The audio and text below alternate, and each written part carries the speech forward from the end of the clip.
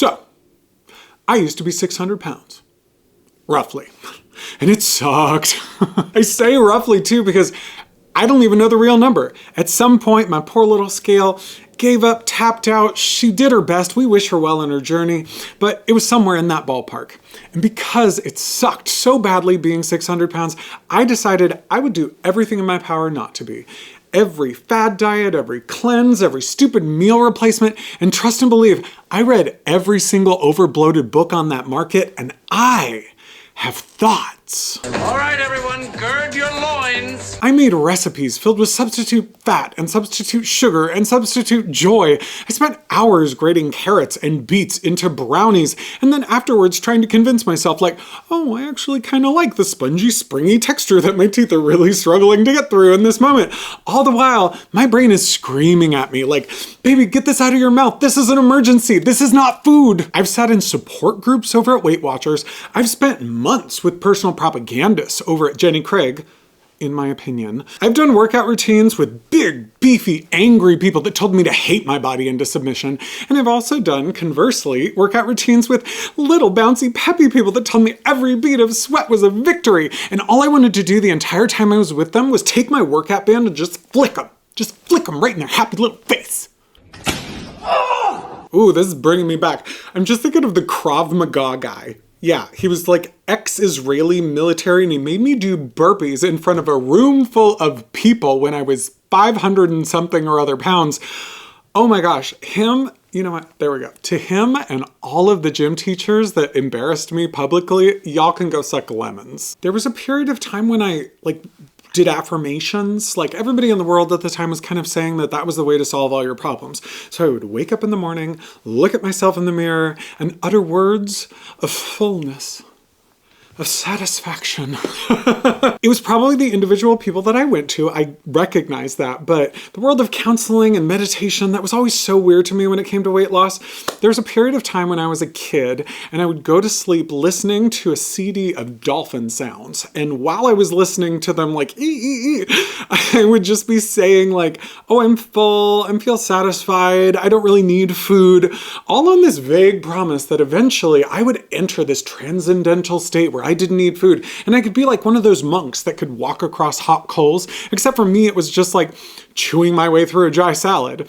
And if you are looking at me thinking, oh, good for him, he transcended, wake up, Pearl.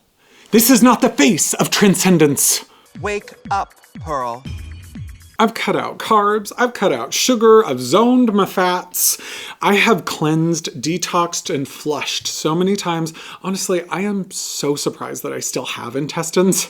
I've gone pescatarian, vegetarian, and vegan, and back and forth so many times. My family just got to the point where they were like, baby, whatever it is you're eating this week, you bring that yourself to Thanksgiving. Which is totally fair, because I would just banish things from my life. Be gone. Shall not pass! And then I would have these other things. I still do, to be fair, like this is one that's still in my arsenal, but I call them secret weapons. And all it is a diet food that doesn't suck. Like, and if you know, you know. If you've been through this, you know how many bad diet foods you have to try your way through until you find a good one. And when you do find a good one, you ride that shit into the ground. Like I would look at it like a shining North Star in the distance calling me home. It's gonna solve all my problems. And it would become my new religion.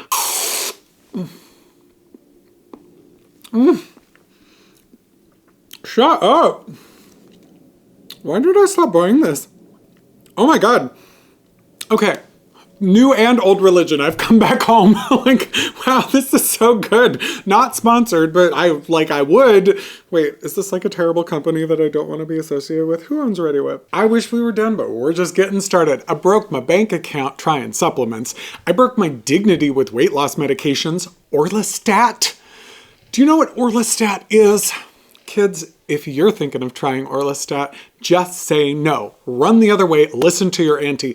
I am not going to go into the specific details of why I would not recommend taking Orlistat, but just know it scarred me for life and it will scar you too. Just don't. Ugh. Are the fires of hell a-glowing? Is the grisly reaper mowing? Ooh. we're getting into the dark stuff. I tried Sudafed. And no, I don't have allergies.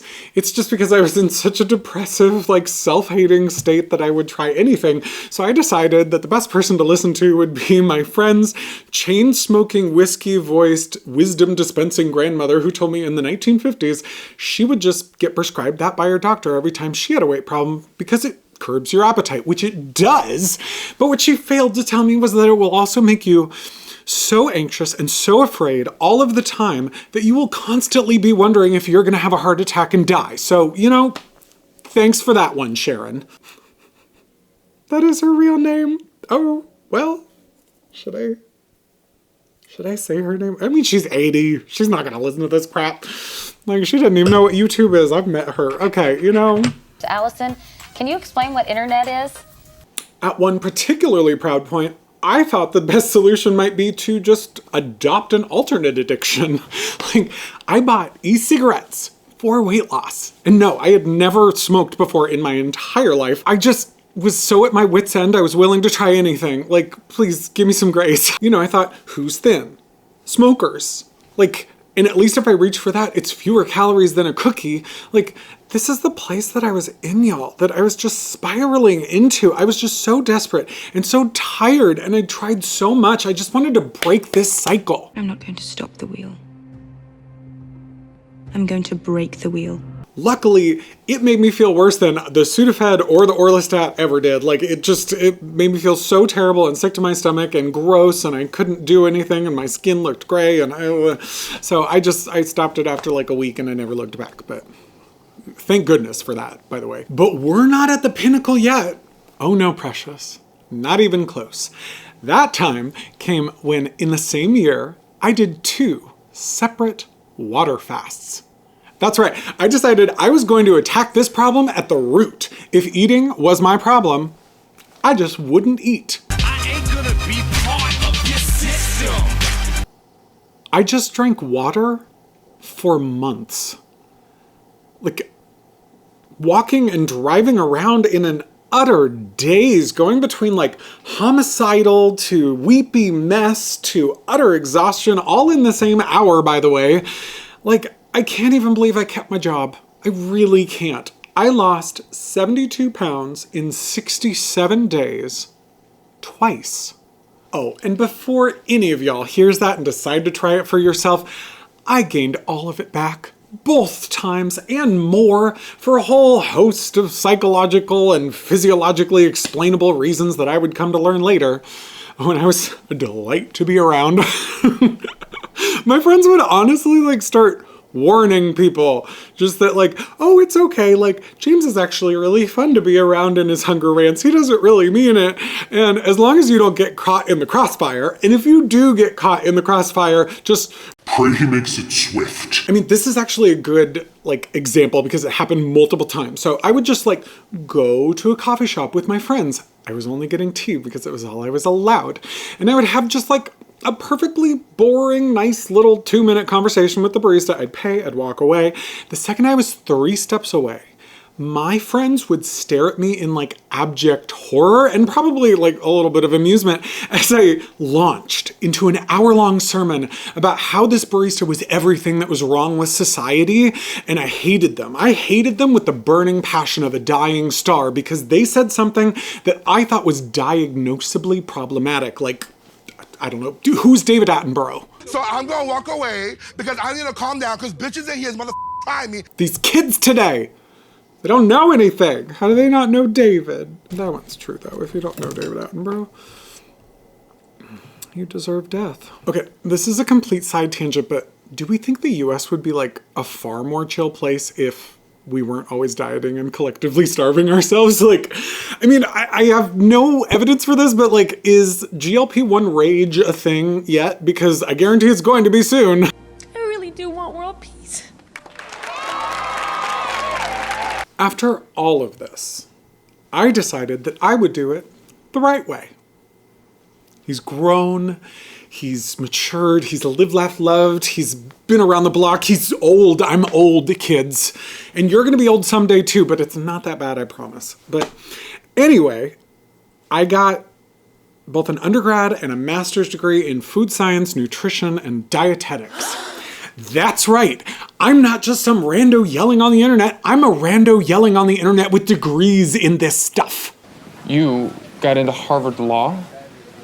What, like it's hard? Finally, I was where I needed to be. I was sitting in lecture halls with world-renowned professors, people that wrote textbooks and shaped national guidelines and appeared in documentaries. Finally, I was going to get the answers that I needed, not only to help myself, but to help all of you. I wanted to do that. That's why I chose this career. And at the end of this very long journey, I got to learn the beautiful, rapturous, succulent truth at the end. None of these people know shit! Where's my workout band? I'm gonna flick him. I'm gonna flick him right in the face. Let me see if I can sum up for you what I learned over the course of my entire degree program when it comes to people who have been extremely overweight trying to lose that weight naturally. 95% of people fail, and the other 5% of us are unicorns. Congratulations, there's your answer. Be lucky, kids. Really, this is all you got? I'm so annoyed. And look, that's probably reductionist. The experts really do know a lot about nutrition in a whole host of different categories, but that really is kind of it when it comes to extreme weight loss. You're just screwed. The deck is stacked against you, and sorry. And honestly, listen, I have been a unicorn in my life. I have kept hundreds and hundreds of pounds off for years and years and years, with obviously blips and mistakes and COVID, in between. But I don't know about you, but when I was a little boy imagining being a unicorn, as we all do, right? I just didn't imagine that story would include having to walk this never-ending nutrition tightrope and being obsessed with food and calories and exercise and dialing things in and banishing things from my house. That wasn't the plan. And look, just as a caveat, this isn't for everybody. This is a specific case. I am a specific case, right? If you are the type of person who was really sporty in high school and also in college, but then you got a desk job and you gained 5 pounds a year for 10 years because you blinked and life happened, this isn't for you. You're going to be fine. You can fix whatever it is you want to fix or not fix. I was 600 pounds at age 18, right? But still, I thought there would be more. As much as people had been sneering at me and treating me like garbage and telling me I was a drain on society and telling me I was lazy after all this work I had done, by the way, I just thought, this is all you got? I felt robbed. Why am I saying this? First off, I just wanted to let some of the normies know how hard your fat friends have tried. I swear to God, y'all, I could have cured cancer. I could have gotten us to Mars. I could have done something crazy make a live-action Disney movie that didn't completely suck if I had only been able to just direct all of that time and energy and effort into something that was actually, useful for society. To paraphrase Ginsberg, I've seen the best minds of my generation destroyed by diet culture. So, just take that in, and if you feel like saying something at some point, just don't, because you know what? Being fat sucks. Trying not to be fat also sucks. So we don't need more suckage from you.